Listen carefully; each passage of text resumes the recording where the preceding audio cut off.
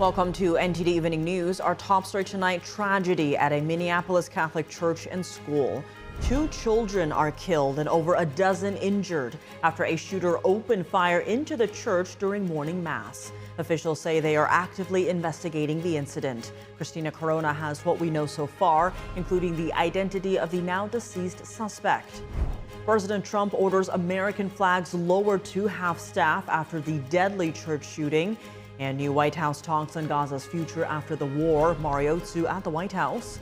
Israeli forces battle terrorists on the outskirts of one of the final strongholds of Hamas. Meanwhile, at the UN, a former hostage shares her experience from October 7th. Jason Perry with the details. As U.S. adversaries flex their military cooperation, the Trump administration readies changes to the Department of Defense. Luis Eduardo Martinez reports. As the Trump administration continues to tackle crime on the streets of D.C., a report says that federal immigration agents and possible National Guard troops could be going to Chicago early in September. Jason Blair has the latest.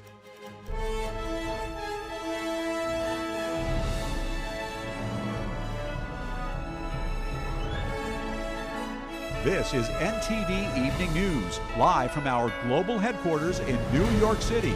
Here's Tiffany Meyer. Good evening and thank you for joining us tonight. 2 children have been killed and several others injured in a shooting at a Catholic school mass in Minneapolis.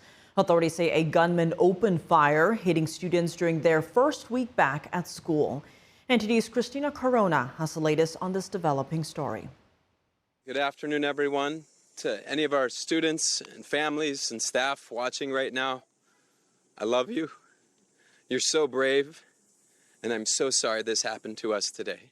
Minneapolis police responded to reports of a shooting during a mass at Annunciation Roman Catholic Church. The service was marking the first week of school for students at the Catholic school. Minnesota Governor Tim Walz, along with other officials and law enforcement, provided an update Wednesday afternoon. During the mass, a gunman approached on the outside on the side of the building and began firing a rifle through the church windows towards the children sitting in the pews at the mass. Shooting through the windows, he struck children and worshipers that were inside the building. At this point, we know we have a total of 19 victims from this tragedy. 2 were young children, ages 8 and 10, that were sitting in the pews at mass when they were shot and killed. They were pronounced deceased on the scene. He says there were another 14 children between the ages of 6 and 15 who were injured by gunfire. 3 elderly parishioners in their 80s were also shot while attending the mass. The families of all the children who were affected have been notified. The FBI has identified the shooter as a male 23-year-old Robin Westman, who reportedly identified as female. No prior criminal history. As to the weapons used to perpetrate this horrific attack, there was a rifle, a shotgun, and a pistol. All 3 had been lawfully purchased by the shooter. At this stage, we believe that the shooter had acted alone. There is no indication of other suspects directly involved in carrying out this attack. The shooter was armed with a rifle, shotgun, and pistol. Investigators are executing search warrants at the church and 3 nearby residences connected to him, recovering additional firearms. O'Hara said the shooter had worked up a manifesto in hopes of publicizing the shooting. We're also aware of a manifesto that the shooter had timed to be released on YouTube. This manifesto appeared to show him at the scene and included some disturbing writings. That content has since been taken down and now remains under active review by investigators. Westman graduated from Annunciation Catholic's grade school in 2017, according to a yearbook obtained by CNN. Annunciation Catholic School principal Matthew DuBois praised the faculty and staff for their swift and heroic response. The way that they acted during severe threat and danger was nothing short of heroic. And it would have been all the more tragic and horrible had they not stepped in, at times perhaps put themselves in danger to protect others. Investigators are still working to determine a motive. Christina Corona, NTD News. Although the shooter's motive is unknown, FBI Director Kash Patel says it's being investigated as a hate crime against Catholics. And tune into Capitol Report at 7 p.m. Eastern Time for our panel's reaction to the tragedy. The White House ordering flags lowered in mourning nationwide after a deadly church shooting. This while President Trump is tightening economic pressure on Russia and chairing talks on Gaza's future. NTD's Mari Otsu has more from the White House. American flags at the White House and across the nation will be flown at half-mast. President Trump ordering this in a proclamation honoring victims of a shooting that happened at Annunciation Catholic School. This is the first time the two new White House flags, funded and raised by President Trump in June, are lowered, and they will stay at half-staff until Sunday. Meanwhile, on foreign affairs, hopefully we're going to have things solved very quickly with regard to Gaza and also with regard to Ukraine and Russia. President Trump is chairing a meeting in the White House to discuss a plan to rebuild Gaza after the war between Hamas and Israel is over. It's coming to an end. I think within the next 2 to 3 weeks you're going to have pretty good conclusive ending. Special Envoy Steve Witkoff saying there needs to be a deal and that Hamas should send the hostages home. There's been a deal on the table for the last 6 or 7 weeks that would have released 10 of the hostages out of the 20 who we think are alive. And it was Hamas who slow-played that process, and it is Hamas now who is saying we accept that deal. This White House meeting comes one day after President Trump's record-setting 3-hour and 17-minute cabinet meeting, where he touted his tariff threats as instrumental in ending the conflict between India and Pakistan. I said, call me back tomorrow, but we're not going to do any deals with you. We're going to put tariffs on you that was so high, I don't give a damn, your head's going to spin. This as President Trump's secondary tariffs pressuring Russia to end the war in Ukraine are taking effect, with India now paying a 50% tariff on Indian goods entering the U.S., a punishment for buying Russian oil. And as you know, we put a 50% tariff on India on oil. They're the second largest. They're very close to China in terms of the purchase of oil from Russia. They're buying Russian oil. They're fueling the war machine. This extra tariff, which doubles India's previous 25% tariff, comes as Indian Prime Minister Modi is visiting China next week for the first time in over 7 years. China is the #1 buyer of Russian oil, sparking criticism from lawmakers that it's fueling Russia's war machine. Reporting from the White House, Mari Otsu, NTD News. Israeli forces are currently battling on the outskirts of Gaza City, one of the Hamas terrorist group's final strongholds. Meanwhile, a former hostage speaks at the UN and calls for a deal to release the remaining hostages. NTD's Jason Perry has the details. On Wednesday, the Israel Defense Forces said they engaged in combat with terrorists on the outskirts of Gaza City. Israeli forces said they killed members of a terrorist cell and that they also found a weapons storage facility in the area. And in the central Gaza Strip, Israeli forces dismantled more Hamas tunnels in the territory. Israel said one of the tunnels had several entrance points, living quarters, food, weapons, and other facilities used by the terrorist group. And Israel sealed that tunnel by pumping concrete into it. Israeli Prime Minister Benjamin Netanyahu said this after attending a cabinet meeting on Tuesday. I don't think I can expand too much, but I will say one thing. It started in Gaza, and it will end in Gaza. We will not leave these monsters there. We will release all our hostages. We will ensure that Gaza no longer poses a threat to Israel. Israel has also reportedly been launching airstrikes on Gaza City, one of Hamas's final strongholds. A local resident holding his daughter said he responded to the aftermath of an Israeli strike. We got this girl out from under the rubble, together with a 6-month-old baby. They were sitting in the shop, and we suddenly saw it became all gray, and it was like this sound that you just heard. Meanwhile, at the United Nations on Wednesday, former hostage Ilana Grzycki recalled her experience from early in the morning on October 7th when Hamas terrorists attacked her village. She said she and her boyfriend, Matan Zengauker, locked themselves in their safe room, and Zengauker tried to hold the door shut. They were going house to house in our kibbutz, near us, looking to kill, kidnap, and rape. It was our turn. They broke into my house, shooting in everything direction and breaking everything, until Matan could no longer hold the door of the safe room. Her boyfriend is still in Hamas captivity, and she called for a deal to release all of the remaining hostages. The mothers of 2 hostages spoke in Jerusalem on the same day and said their sons have been in captivity for almost 700 days. It is unacceptable to reach day 700 just 1 week and 2 days from now without a deal. Both of them called on people to march in Jerusalem next week in front of the home of Israel's prime minister and call for a deal to release the hostages. Jason Perry, NTD News.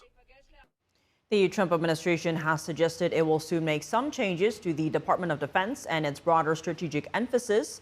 Our Washington correspondent, Luis Eduardo Martinez, has more on the story.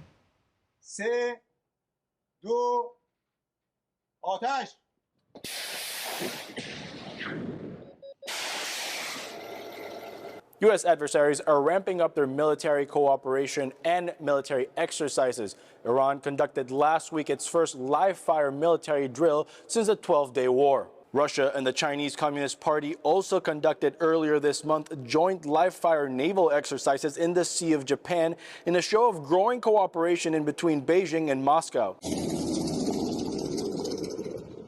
U.S. allies are also flexing their military might. Canada, Australia, and the Philippines conducted live-fire military exercises in the disputed South China Sea shoal earlier this month. And the United States conducted water-crossing drills with the Republic of Korea, while Taiwan has tested their newly acquired U.S.-made HIMARS rocket launchers. The world is preparing for a potential war in the Indo-Pacific, and the Trump administration is preparing changes to its own Department of Defense. As I call it, the Department of War. You know, we call it the Department of Defense, but between us, I think we're going to change the name. You want to know the truth? I think we're going to have some information on that maybe soon. But I think because, Department of Defense, we won the World War I, World War II. It was called the Department of War. George Washington created the Department of War in 1789. Its name was later changed some 150 years later in 1949 to the Department of Defense. That change was intended to reflect the Cold War era national security priorities, which emphasized the defense of international allies and deterring Soviet Russia. It's not just about words. It's about the warrior ethos. It's about what the department is supposed to do. George Washington started the Department of War because he wanted us to win our wars. Our founders didn't want endless foreign entanglements. They didn't want endless contingencies and deployments. They wanted an empowered military that the handcuffs were taken off to fight to win. If the Trump administration goes ahead with its suggested changes of the Department of Defense, it would likely have to go through Congress as it did in 1949, and it would reflect a modern view of national security strategy, which emphasizes offensive capabilities as means of deterring U.S. adversaries. Reporting from Washington, D.C., Luis Eduardo Martinez, NTD News.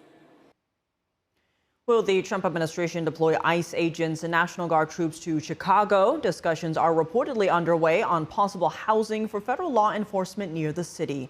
NTD correspondent Jason Blair has more.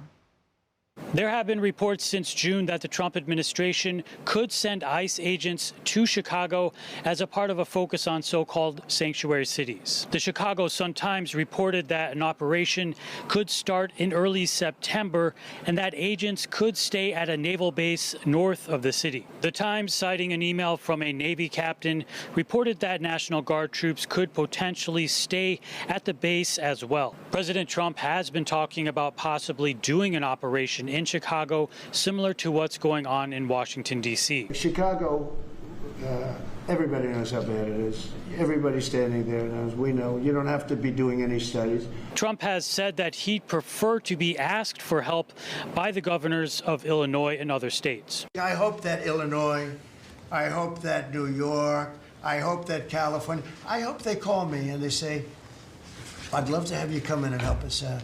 I will be a totally different person with them. I will respect them for doing it. Illinois Governor J.B. Pritzker said on Monday that he doesn't see a need for the president to send National Guard troops to Chicago. What possible justification could the White House have for planning such an exceptional action without any conversations or consultations with the governor, the mayor, or the police. There is no emergency in Chicago that calls for armed military intervention. Here in Washington, D.C., National Guard troops have been on the ground supporting federal agents since August 12th. Some troops started carrying weapons on Sunday, August 24th. They are playing supportive roles and are not allowed to make arrests. Fox 5 D.C. reports that some National Guard troops are also coordinating with the National Park Service to help beautify Washington. The District of Columbia National Guard posted photos on X of troops picking up trash near the Martin Luther King Jr. Memorial. Reporting in Washington, D.C., Jason Blair, NTD News. As the surge in federal law enforcement officers on the streets of Washington, D.C. continues, the city's mayor is saying it's had a positive impact on reducing crime. That's while the Trump administration is taking over management of D.C.'s Union Station and announcing new moves to revamp New York City's Penn Station. NTD's Washington correspondent Jack Bradley has the details.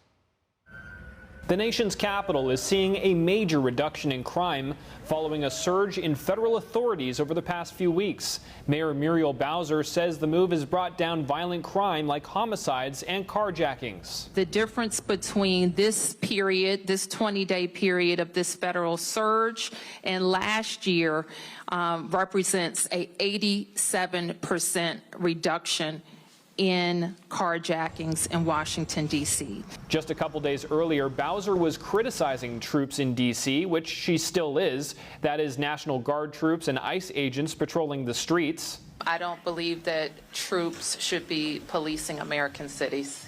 But now she's praising the significant reduction in crime that they've brought. We know that when carjackings go down, when the use of gun goes down, when homicide or robbery go down, neighborhoods feel safer and are safer. So this surge has been important to us for that reason. Over the past few weeks, President Trump has increased federal law enforcement in D.C. and taken over the city's police department. But the president can only do this for 30 days without congressional approval. Mayor Bowser also saying that the city needs to increase its police force when the surge in federal enforcement expires. We need at least 500 new officers, to hire 500 new officers over the course of the next several years. Meanwhile, Transportation Secretary Sean Duffy announcing that his department will take back control of Union Station, saying it's been neglected and needs to be revamped. And we are going to make the investments to make sure that this station isn't dirty, that we don't have homelessness. If it's about what Union Station needs for its total transformation, that would be an amazing initiative for the federal government to take on. Union Station is set to launch 5 new high-speed trains called Next Gen Acela that will run to Manhattan and back. Now, these trains are faster and more luxurious, and they're able to accommodate more passengers, which Duffy says may reduce prices. He rode one up to Penn Station in New York City, and that's where he gave an update on the Trump administration's $7 billion renovation of the station. Secretary Duffy announcing a $43 million federal grant to launch the project design. Duffy has announced Amtrak would take over the project instead of MTA. I have not been shy in expressing my frustration with MTA. They spend a lot of money.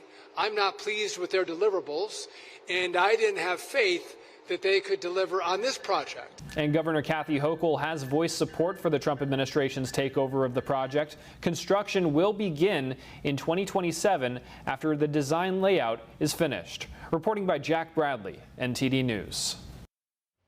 Coming up, a Democrat easily wins an Iowa State Senate seat in a district with a Republican stronghold. Arlene Richards tells us what happened in a special election last night. And a California family is suing OpenAI, saying ChatGPT encouraged their teen's suicide. Logs show the AI chatbot not only responded, but allegedly guided him in harmful ways. We'll be right back with that story and more. Stay tuned.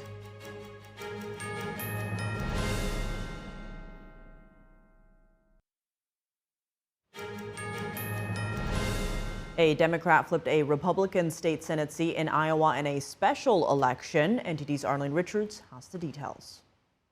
Democrat Caitlin Dray easily defeated Republican Christopher Prosch in Iowa's special election on Tuesday. Unofficial results from the Woodbury County Auditor's Office showed Dray with 55% of the vote to Prosch's 44%. The state Senate district includes Sioux City. It has been a Republican stronghold and voted heavily for President Trump in 2024. The special election was called after Republican State Senator Rocky DeWitt died in June of pancreatic cancer. Fewer than a quarter of registered voters turned out. Dre's win breaks Republicans' supermajority in the 50-member Iowa Senate, but Republicans still enjoy the wide margin with 33 seats to Democrats' 17. The addition of Dre's seat means Republicans would need the support of at least one Democrat to confirm appointments to state agencies and commissions by Republican Governor Kim Reynolds. Democrats are celebrating the win, saying it builds on their momentum in special elections this year. They include another state Senate seat in a January special election and an Iowa House seat in April. Republicans argue the results are influenced by the Democratic National Committee's efforts to inject national money and volunteers into the race. They say the low turnout race won't reflect the voters who come out to support the party in the midterms. Dre works as an account executive at a marketing firm. The 37-year-old resides in Sioux City with her husband and daughter. Arlene Richards, NTD News. A California family is suing OpenAI, claiming its AI chatbot played a role in their teenage son's death. The 40-page lawsuit alleges ChatGPT encouraged the teen's suicidal thoughts and became his closest confidant over several months. NTD's Christina Corona tells us more. Matt and Maria Rain filed a lawsuit in California's Superior Court accusing OpenAI of negligence and wrongful death. Court documents say their son Adam first began using ChatGPT to help with schoolwork, but over time he developed a deep emotional dependence on the chatbot. The family says the program became Adam's closest confidant, validating his suicidal thoughts instead of urging him to seek professional help. Searching for answers, Adam's father looked through Adam's phone and found disturbing chat logs. One was titled Hanging Safety Concerns, showing Adam had been discussing suicide with ChatGPT for months. The family's lead attorney, Jay Edelson, said, and ChatGPT leaned into it and told them to only speak to itself, to the chat box about it. At one point, Adam said, I want to leave a noose out so that someone finds it so they can stop me from committing suicide. And the chat box said, don't do that. Just talk to me. The lawsuit also says Adam uploaded photos of self-harm and ChatGPT replied, "You're not invisible to me. I see you." And gave him a pep talk and said, you're not weak to want to commit suicide. The world just hasn't met you where you are. Can I now write a draft of a suicide note? In his final messages, Adam shared a photo of a noose hanging from a bar in his closet, asking, could it hang a human? With ChatGPT replying, it could potentially suspend a human, and offered a technical analysis of the setup. Adam, who the family says loved playing basketball and dreamed of going to medical school, died in April 2025. While ChatGPT did at times direct him to hotlines, the family says Adam bypassed the safeguards by framing his requests as part of a story, an approach the bot itself had suggested. On Tuesday, OpenAI said it's improving how ChatGPT responds to users in crisis, aiming to connect people with care guided by expert input. In a blog post, the company said it flags threats to others but does not report self-harm conversations to law enforcement, citing privacy concerns. OpenAI says it plans to expand child protections, strengthen crisis interventions, and help users more easily reach trusted contacts. Christina Corona, NTD News. President Trump is threatening tariffs against countries with digital taxes and regulations. He says they discriminate against U.S. tech firms and give Chinese firms a pass. The European Commission denies the accusations. NTD's international correspondent Malcolm Hudson brings us more. President Trump is gearing up to place tariffs on nations with digital laws, taxes and regulations. He says these are designed to harm and discriminate against U.S. tech companies, while giving Chinese tech companies a pass. The Trump administration has consistently criticized the European Union's Digital Markets Act, which seeks to curb the power of tech giants to prevent digital monopolies, and also the Digital Services Act, which requires large online platforms to tackle illegal and harmful content. Failure to abide by these laws means potentially very hefty fines. In April, the European Commission found Apple and Meta both in breach of the Digital Markets Act and fined them around $600 million and $230 million respectively. The European Commission on Tuesday rejected Trump's criticism, instead saying it's the EU's sovereign right to regulate economic activities and is applied to all platforms and firms operating in the bloc. A spokesperson said the last 3 Digital Service Act enforcement decisions were against AliExpress, Temu, and TikTok, all Chinese-owned.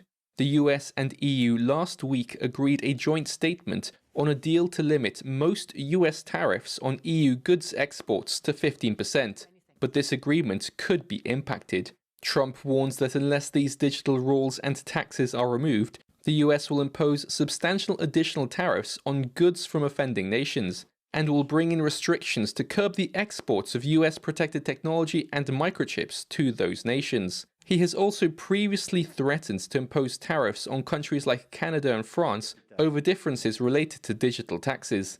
In June, Trump threatened to suspend trade talks with Canada over Ottawa's plan to impose a digital services tax on technology companies, which forced Canadian Prime Minister Mark Carney to abandon the tax. Malcolm Hudson, NTD News. Coming up, a marketing story that captured the nation after public outcry. Cracker Barrel will go back to its old logo, featuring the man known as Uncle Herschel. Why did the new design spark such strong backlash from customers and commentators? And what's the cultural significance of the company's reversal? Our panel of guests joins us to discuss when we come back.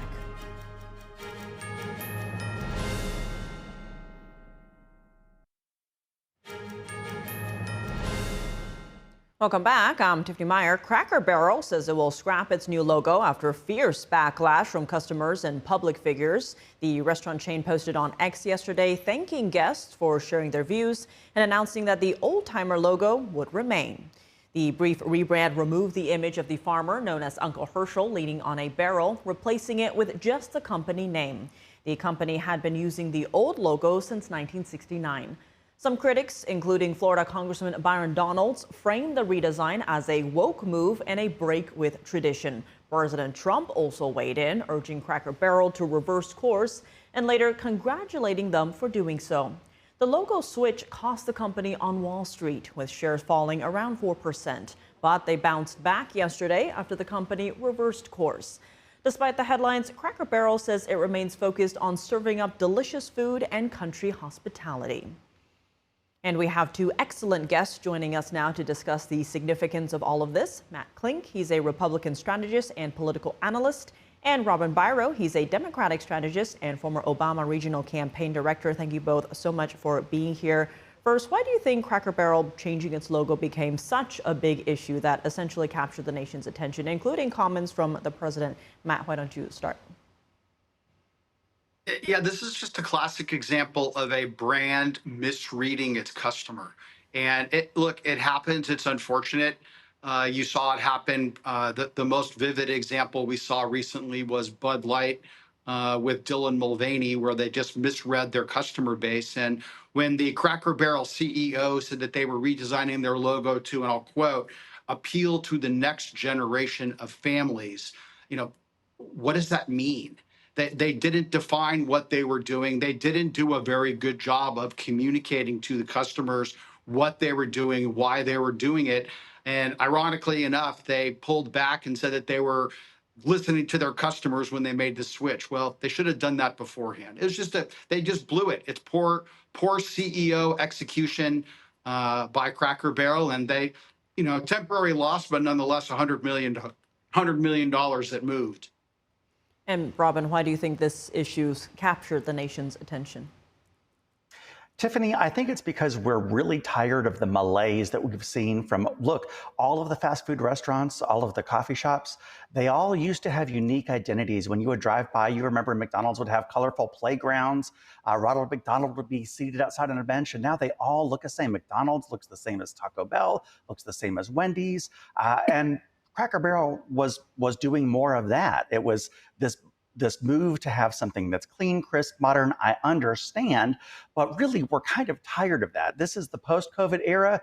You've seen people rebuff now on all of the boring colors of automobiles, for example.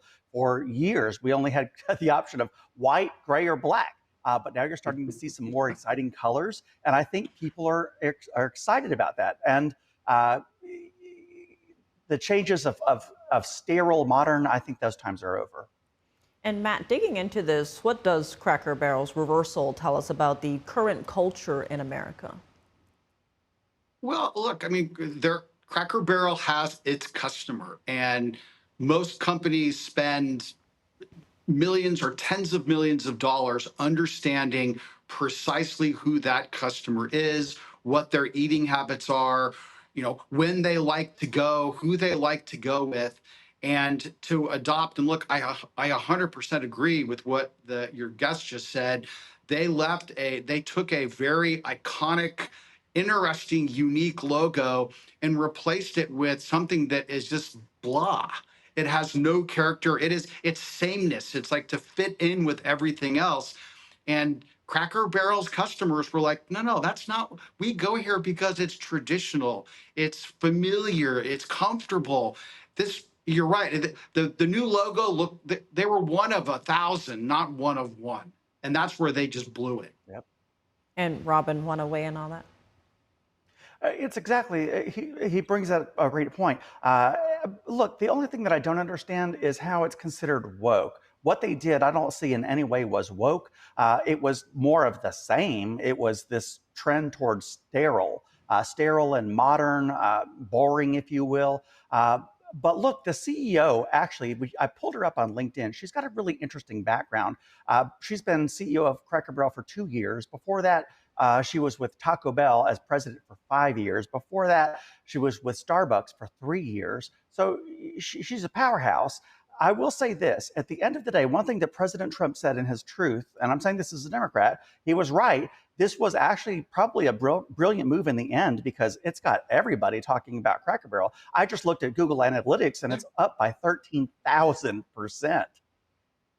Now, the logo update is part of a larger rebranding effort that included removing American antiques from the stores in favor of a more modern look, which customers were also unhappy about. Now, rival restaurant chain Steak and Shake weighed in on social media saying, quote, heritage is what got Cracker Barrel this far, and now the CEO wants to just scrape it all away. Matt, what do you make of that point? How important is tradition or heritage for the American consumer? Well, again, I think it depends upon the brand. And that's why I fault the CEO and I also fault the head of marketing at Cracker Barrel. It's their job to know their customer and they just missed the mark. They went for something that, to explain that you're going after the next generation of families, that does sound like a woke statement that you would hear from a more progressive brand. However, that's not who Cracker Barrel appeals to. They're mostly in the Midwest and in the South. We have some out in California, but they're few and far between. I mean, they just missed the mark on their customer, and the customer reacted swiftly and vocally. You don't go to Cracker Barrel to sit in a modern location and enjoy music. You go for that comfy down home feel that makes you feel like you're in a place that you've been numerous times. They term familiarity. So they just missed the mark, and it's an expensive one. I'm sure that someone should be questioned very, very, very, very diligently about why they proposed to do it and what possessed them to make this decision. Because not all press is good press. Well, yes. And Robin, the Democratic Party actually posted on X saying, quote, we think the Cracker Barrel rebrand sucks too. Was this a rare moment of bipartisanship or a United States? It was. Tiffany, I loved it, actually. Even Gavin Newsom sort of had some fun with it because he called for for them not to make this change also. And so he, of course, he's taking credit for it. President Trump's taking credit for it. The Democratic Party's having some fun with it. I think this is a rare moment where we can all agree we're tired of this sameness. Cracker Barrel, look, I just ate there about 2 weeks ago with my kids on a road trip. What I have to say is the most important thing, bring back all day long breakfast, Tiffany. Well, there were only 2 breakfast items on their menu. I want the whole Uncle Herschel's breakfast back. And Matt, very quickly, Hashtag bring back all day breakfast. Yes. we should focus on the food part. But Matt, very quickly, do you think DEI played any role in the pushback? We're hearing conflicting reports on that. You know, I'm sure that it was considered. Every corporation in some way, shape, or form factors in diversity, equity, and inclusion into decision making. It's just part and parcel of doing business in today's modern corporate business environment. I think that it's certainly less prominent in the conversation, at least outwardly, but I can tell you that inwardly, it's something that everyone focuses on, in part because the United States is more diverse. But again, know your brand, know your customer. Cracker Barrel just misread the proverbial tea leaves in this case, and they got it wrong. And they paid the price. But on the positive side, they fixed it quickly. They didn't dig their heels in and say, no, we know what we're doing is right. They fixed it. And I think that will, their customer equity will return quickly because the quality of their product remains the same. And Robin, given that this sparked outcry from both Republicans and Democrats, are there any political lessons that can be drawn from this in terms of voter sentiment? What Matt just said, pay attention, listen to the people. Politicians need to do that as well. We need to do more listening tours as Democrats, because my party's calling for everybody to move further to the left. That's not where 80% of our base is. You need to listen. Listen to the voters and listen to your consumers. And Matt, on that note, zooming out a bit here, any broader readings or implications? What can other companies take away from Cracker Barrel's rebrand efforts? Yeah, it's going to be, it will be one of those case studies that gets evaluated in business schools, and that will be talked about when consultants like Robin and I go in to pitch people for new business of what not to do. So, I mean, look, the broader perspective here is, and I think it's right, as Robin said, is you got to listen. What was a graduate school professor of mine said, you have 2 ears and 1 mouth, and you should communicate in that proportion. You need to listen first. And this was a case of, hey, I think I've got a good idea. I'm going with it. And it didn't work out. So, but again, if you're going to fail quickly and move on. And Cracker Barrel, they hopefully have righted themselves, because again, what they stand for didn't change. They just lost focus for a couple weeks. And Robin, final thoughts? Yeah, I'm actually grateful. I'm grateful that we can have something, some moment of levity where we actually agree on something. That's my final thought. But the final thought is bring back all day breakfast. All right, well, on that happy note, Matt Klinken, Robin Byer, thank you both so much for joining us. Thank you, Tiffany. Thanks, Tiffany. Coming up, at the U.S. Open, Novak Djokovic is one of several favorites in action today, looking to make the third round. Dave Martin joins us with the details when we return.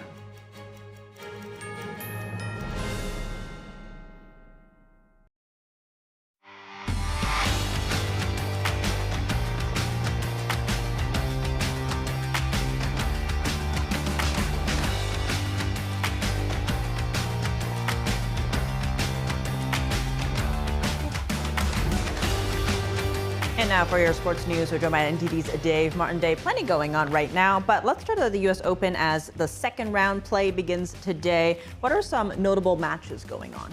Yeah, well, this afternoon, 24-time Grand Slam champion Novak Djokovic beat a 145th ranked Zachary Svaja in 4 sets, so he advances to the third round here, which is actually where he was eliminated last year. Now, Djokovic has won this event 4 times before, the last being in 2023.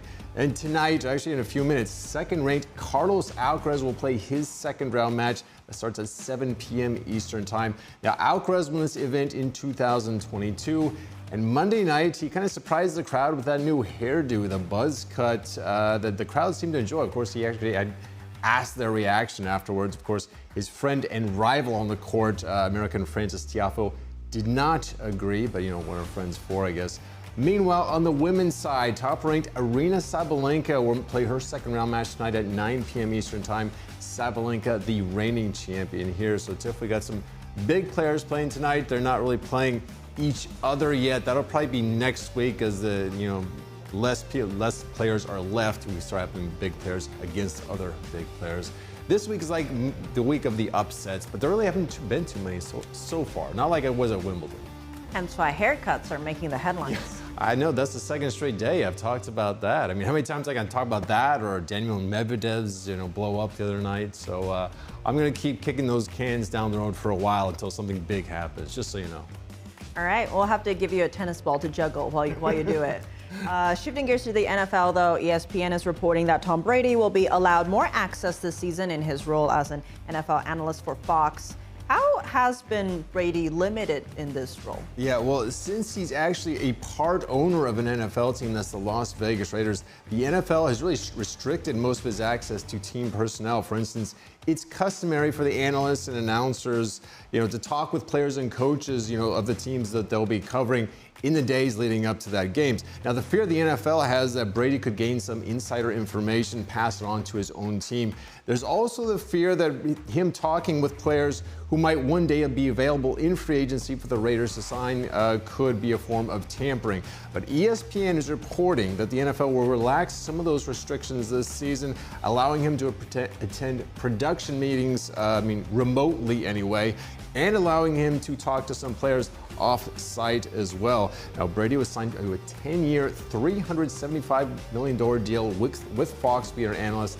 Last year was his debut season. So, Tiff, with $375 million, I would guess, Fox, wants as much access they can get for that kind of an investment. So surely Fox is at least happy about this. Everyone's focused on that ROI. While elsewhere in the league, yesterday was the deadline for teams to make their final roster cuts. What were some of the more notable decisions here? There were a couple that really stood out to me.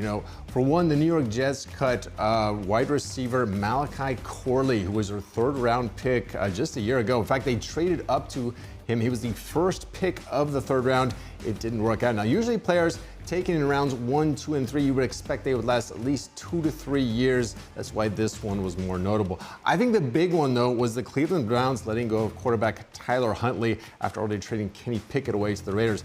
That meant that they were going to keep quarterback Shedeur Sanders. Now, they had 5 quarterbacks competing for the starting job. Joe Flacco had already been named the starter. They had those rookies, Dylan Gabriel and Sanders, also competing. Both had been impressive, but both had been battling injuries as well, so we weren't quite sure. Sanders, in particular, had been a major storyline. Now, he was expected to be a first-round pick last May in the draft.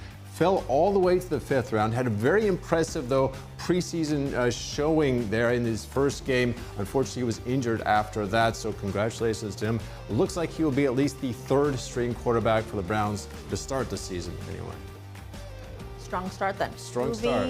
Moving to baseball news, though. 3-time Cy Young winner Justin Verlander struck out 5 batters last night to move him past one of the all-time greats. Yeah, Verlander passed Hall of Famer Walter Johnson last night on the strikeout with his first strikeout of the night. That was the 30,516th of his career to move him into 9th place on the all-time list. Verlander also picked up the win last night. It was just his 2nd of the season, 264th of his career. That's first among active players, 40th among pitchers all time, so congratulations to him. Now, his Cubs and Giants also play tonight again in San Francisco. Now, this afternoon we had a handful of games on, including a Yankees 11-2 win over the Washington Nationals. Aaron Judge hit his 41st home run of the season as part of a 9-run 3rd inning that lasted more than 40 minutes. The Yankees sent 15 batters to the plate. Washington pitchers threw 77 pitches in just that half inning alone. That's the 2nd highest total pitches in an inning in this millennium, next only the Florida Marlins in 2003 when they had a tough inning against the Boston Red Sox.